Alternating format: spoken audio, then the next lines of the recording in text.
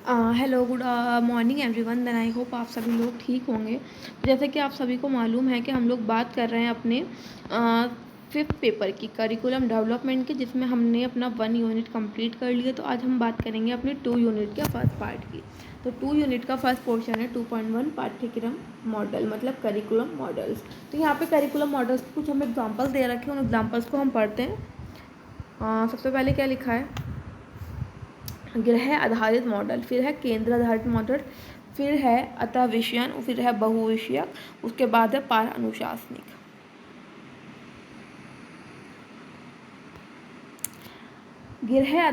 गृह आधारित शिक्षा का तात्पर्य है घर पर जाकर बच्चों को शिक्षा प्रदान करना। जैसे होम ट्यूशन्स होते हैं, हम इस तरह से कोरिलेट कर सकते हैं गृह आधारित शिक्षा को। गृह आधारित शिक्षा वो होती है जहाँ पर बच्चों को घर जाकर क्या है, शिक्षा दी जाती है। जहाँ स्कूल के तो हम घर जाकर क्या करते हैं, बच्चों को शिक्षा प्रदान करना, जहाँ स्कूल नहीं है। जैसे गाँव में जहाँ मानसिक दिव्यांग पूरे गांव में दूसरे जगह पर हों और कुछ लोगों के लिए स्कूल शुरू करना संभव नहीं, ऐसी जगहों पर सेवाएं घर में पहुंचाई जा सकती हैं। मतलब कि जहां बच्चे एजुकेशन प्रोवाइड करना, कि जहां पर मानसिक दिव्यांग बच्चे इस कंडीशन में हैं कि क्या है, वो कहीं आ जा नहीं सकते, चाहे वो अपनी दिव्यांगता की वजह से, या फिर कुछ जगह ऐसी भी होंगी जहाँ बच्चे आ जा सकते हैं बट वहाँ प्रॉपर कन्विंसिंग नहीं है, प्रॉपर चीज़ें डेवलप नहीं हुई हैं, और वहाँ पे क्या है, कुछ स्पेसिफिक बच्चों के लिए स्कूल स्टार्ट करना भी क्या है, पॉसिबल नहीं है। तो ऐसी कंडीशन में हम लोग क्या करते हैं, जो सेवाएं बच्चों को, जो सेवाएं सर्विसेज घर पे प्रोवाइड कराई जाती हैं, उसे गृह आधारित शिक्षा या फिर होम बेस्ड एजुकेशन बोलते हैं।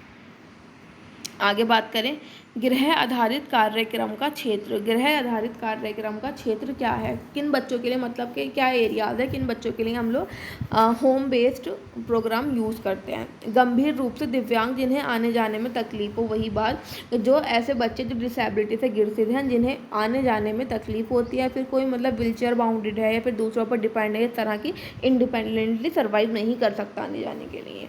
लेकिन बात करें जहाँ नियमित आने जाने की सुविधा नहीं है, वहाँ पे बच्चे को कोई दिक्कत नहीं है, बट क्या है, प्रॉपर आने जाने की नहीं, कन्विंसिंग नहीं है, प्रॉपर डेवलप एरिया नहीं है। उसके बाद बात करें जहाँ स्कूल में ये संस्थाओं में सेवाएं करने वालों की संभावना कम हो, क्या है, जहाँ पे ऐसे जो इंस्टीट्यूट्स हैं जहाँ पे क्या है, वहाँ पे जो काम करना है, वहाँ पे सर्विसेज देनी है, वो स्कूल में पॉसिबल ना हो, इस चक्कर में बच्चों को जहाँ पे उन्हें नीड सपोर्ट की ज़रूरत होती है, तो घर जाके पेरेंट्स सपोर्ट के साथ बच्चों को वो सर्विसेज प्रोवाइड की जा सकें। देन अगर हम बात करें कि जो गृह आधारित कार्यक्रम है, इसके क्या फ़ायदे हो सकते हैं, तो जैसे विशेषज्ञ द्वारा दिए गए निर्देशों का पालन करने के दौरान उस पद्धति से परिवार के सदस्य भी शिक्षित हो जा सकते हैं। मतलब जो जिस तरह से एक एजुकेटर घर जाके बच्चों को सर्विसेज प्रोवाइड कराता है, वो उस तरह की ट्रेनिंग देखकर क्या है, पेरेंट भी उस चीज़ से अवेयर हो जाते हैं कि बच्चों को आगे किस तरह से काम हम लोग स्वयं से भी करा सकते हैं। अगर बच्चा स्कूल जाने की उम्र का नहीं हुआ है, मतलब कि अगर बच्चा कुछ छोटा है, स्कूल जाने की एज का नहीं है, या फिर कुछ ज़्यादा ही अधिक एज का हो गया है, तो उन बच्चों के लिए भी चीज़ यूज़फुल हो सकती है। ऐसे बच्चे जो लोग जिन्हें व्यक्तिगत ज़रूरत होती है ना, कि उन्हें एक इंडिविजुअल ज़रूरत है टीचर की, उन पर ज़्यादा ध्यान देने या उन्हें ज़्यादा सपोर्ट करने की ज़रूरत है, तो ऐसे बच्चों के लिए भी होम बेस्ड जो प्रोग्राम है वो फ़ायदेमंद होता है, या फिर इसका लाभ होता है। एक निर्धारित समय से में ज़्यादा लोगों की मदद की जा सकती है। अगर इसके नुकसान की बात करें कि कर्मचारियों की लागत ज़्यादा लगती है, वहाँ पे क्या है, अधिक एम्प्लॉयज़ चाहिए होते हैं चीज़ों को करने के लिए, है ना। फॉलो अप पर ज़्यादा लागत लगती है, चीज़ों को अप डाउन करने में, चीज़ों को एडजस्ट करने में। तो हर चीज़ के कोई अपने लाभ होते हैं, तो उसकी कुछ हानियाँ भी होती हैं। तो ये था हमारा घर आधारित कार्यक्रम। अब हम बात करते हैं अपना केंद्र आधारित कार्यक्रम, या फिर केंद्र आधारित मॉडल जो भी है हमारा।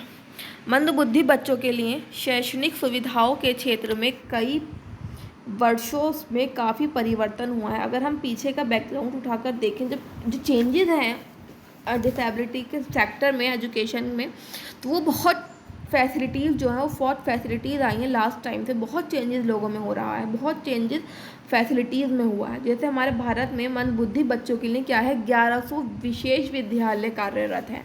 इस टाइम पे मंदबुद्धि बच्चे, मतलब जो इंटेलेक्चुअल डेवलपमेंटल डिसेबिलिटी वाले बच्चे हैं, उन स्पेसिफिक डिसेबिलिटी वाले बच्चों के लिए सिर्फ इंडिया में 1100 विशेष विद्यालय क्या है, कार्यरत इस टाइम पे कार्य कर रहे हैं।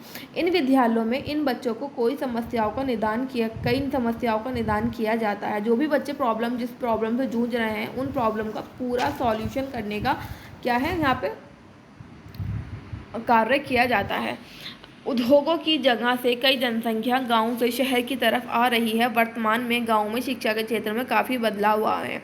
जैसे कि हम सभी जानते हैं कि गांव वाले जो एरियाज़ होते हैं, वहाँ पे एम्प्लॉयमेंट कम होता है। लोगों को क्या है, लोगों के काम करने के लिए लोग वहाँ से प्रस्थान करते हैं शहरों की ओर, क्योंकि शहरों में ज़्यादा अपॉर्चुनिटीज़ होती हैं। तो अगर जैसे कोई फैमिली मेम्बर जाते हैं तो उनकी पूरी फैमिलीज़ क्या है, शहरों की तरफ निवास कर रही हैं। तो इसी वजह से क्या है, मतलब कि गांव की एजुकेशन और आपके शहर की एजुकेशन में डिफरेंस भी है। तो आजकल इसी चीज़ को मद्देनज़र रखते हुए क्या है, वर्तमान में गांव में शिक्षा के क्षेत्र में भी क्या है, काफ़ी बदलाव आए हैं। इस सामान्य केंद्र में इन्हें व्यक्तिगत प्रशिक्षण दिया जाता है। ऐसे बच्चे जिन्हें इंडिविजुअल ट्रेनिंग की आवश्यकता होती है, उन्हें इंडिविजुअल ट्रेनिंग भी दी जाती है। तथा स्पीच थेरेपी, जिन बच्चों को बोलने में प्रॉब्लम है ना, उनकी स्पीच में प्रॉब्लम है, उन्हें स्पीच थेरेपी दी जाती है। जिन्हें भौतिक चिकित्सा फिजियोथेरेपिस्ट की आवश्यकता है, उन्हें फिजियोथेरेपी भी दी जाती है। और जैसे जिस तरह की नीड होती है, उनके नीड को ध्यान में रखते हुए उन्हें सारी फैसिलिटीज़ प्रोवाइड कराई जाती हैं केंद्र में ही।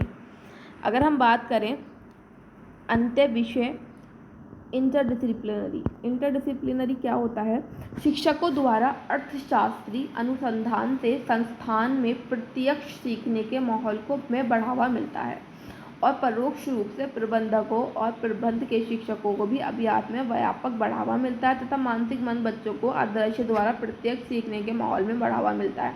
जो इंटरडिसिप्लिनरी टीम होती है, वो क्या होती है, वो उसमें जो संसाधन होते हैं, वो संसाधन एक माहौल क्रिएट करा जाता है बच्चों के एजुकेशन के लिए, ताकि जो बच्चे अपनी एजुकेशन गेन कर रहे हैं, वो क्या है, वो उनके अभ्यास में रहे। अभ्यास के द्वारा ही बच्चा क्या करेगा, उस चीज़ को प्रत्यक्ष रूप से सीखेगा और अपने माहौल में उस चीज़ को इंक्लूड करेगा। आगे बात करें बहुविषयक मतलब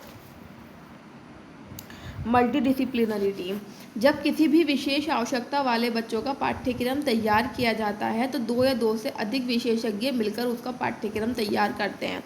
जब कोई भी स्पेशल नीड्स वाले बच्चे के लिए हम लोग क्या करते हैं, करिकुलम का डेवलप करते हैं, तो कोई एक स्पेसिफिक मतलब विशेषज्ञ बैठ के उस चीज़ को तैयार नहीं करता है। विभिन्न प्रकार के प्रोफेसर जो विशेषज्ञ होते हैं, वो आपस में मिलकर डिस्कस करके बच्चों पे चर्चा कर बच्चों की एबिलिटी एंड डिसेबिलिटी पे उसके बाद उस चीज़ को क्या होता है, निर्माण होता है। उसे बहु समुदाय भी कहा जाता है। जो इस तरह की प्रक्रिया होती है उसे क्या कहते हैं, उसे बहु समुदाय भी कहते हैं। बहु समुदाय बच्चों के संपूर्ण विकास के लिए हर एक क्षेत्र में ध्यान दिया जाता है।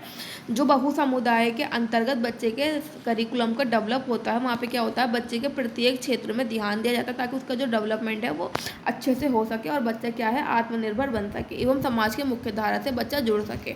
प्रत्येक क्षेत्र से मतलब है जो बच्चे का फिजिकल डेवलपमेंट है ना, जो फिजिकल स्ट्रक्चर है उसका, मेंटल है, मोरल है, स्पीच का है या फिर सोशल है, हर एक क्षेत्र में बच्चे का हमें क्या देना है, ध्यान देना है और प्रत्येक क्षेत्र को ध्यान में रखते हुए करिकुलम डेवलप करना है, जिससे बच्चा दूसरों पर निर्भर ना रह सके और सोसाइटी में से किस तरह से एडजस्ट करना है वो स्किल्स बच्चा सीख सके। जो हम लोगों ने बात करी कि जो बच्चे के लिए पाठ्यक्रम का निर्माण किया जाता है उसमें 2 या 2 से अधिक विशेषज्ञ मिलकर उसका पाठ्यक्रम का निर्माण करते थे। स्पेशल एजुकेटर्स हो गए, बच्चे के गार्जियंस हो गए, बच्चे का कोई मेडिकल इशू होता है तो वहाँ doctor, psychologist, special educators, physiotherapist, इस तरह के सभी प्रोफेशनल्स मिलकर बच्चों के लिए करिकुलम को डेवलप करते हैं। तो मैंने अभी ऊपर एक्सप्लेन किया, जैसे विशेष शिक्षक स्पेशल एजुकेटर होता है, भौतिक चिकित्सक फिजियोथेरेपिस्ट होता है, वाणिज्य चिकित्सक स्पीच थेरेपिस्ट होता है, डॉक्टर, समाज सेवक, सोशल वर्कर, व्यवसाय चिकित्सक, ऑक्यूपेशनल थेरेपिस्ट आदि सभी मिलकर क्या करते हैं, बच्चे का पाठ्यक्रम का निर्माण करते हैं। सभी अपने अपने ओपिनियंस रखते हैं, अपने थॉट्स रखते हैं। जो बच्चा जिस एरिया में वीक होता है उस चीज़ को वो वहाँ पे फोकस किया जाता है और सभी स्पेशलिस्ट की निगरानी में ये काम होता है। आगे बात करें पार अनुशासिक ट्रांसडिसिप्लिनरी टीम। जब किसी विशेष आवश्यकता वाले बच्चे के शैक्षणिक एवं व्यक्तिगत समस्याओं को दूर करने के लिए अभिभावक और दो या दो से अधिक विशेषज्ञ मिलकर बच्चे के शिक्षा अधिगम एवं क्रियाकलाप में उचित सुधार के लिए वैचारिक एवं सैद्धांतिक रूप से नए विशेष शिक्षा के क्षेत्र में हो रहे शोधों के आधार पर सामान्य समस्या का हल ढूंढने का प्रयास करते हैं एवं नए शोधों के आधार पर बच्चों के विकास के लिए पाठ्यक्रम का निर्माण करते हैं। जैसे हम सभी जानते हैं कि शिक्षा का क्षेत्र के प्रति एक क्षेत्र में बहुत सारे चेंजेस होते नजर आ रहे हैं। बार बार चीज़ें चेंज होती हैं, नए रूल्स बनते हैं ना, उसी के बेसिस पे हमें चीज़ें करनी होती हैं। तो जब बात करते हैं हम ट्रांसडिसिप्लिनरी की, तो वहाँ पे क्या करते हैं, जो भी प्रोफेशनल्स होते हैं और बच्चे होते हैं, जो चेंजेस हो रहे हैं नए शोधों के आधार पर, उन चीज़ों के आधार पर क्या है, उन्हीं चीज़ों को सर्च करते हैं, उन चीज़ों को सर्च करने का प्रयास करते हैं कि बच्चा किस तरीके से और बेहतर हो सके, उसे और बेहतर इन्वायरमेंट बच्चे के लिए क्रिएट किया जा सके।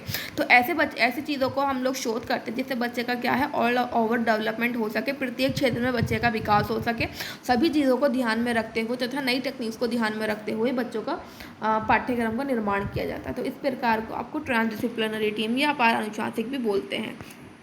जैसे हमने पढ़ा, मॉडल्स पढ़े हमने, पांच तरह के हम लोगों ने यहाँ मॉडल्स पढ़े हैं। क्या है हमारा गृह आधारित मॉडल, एक केंद्र आधारित मॉडल, अतः विषयन, बहुविषयक, पार अनुशासिक। तो देन आई होप आपको चीज़ें समझ में आए होंगे। Then thank you for watching my video.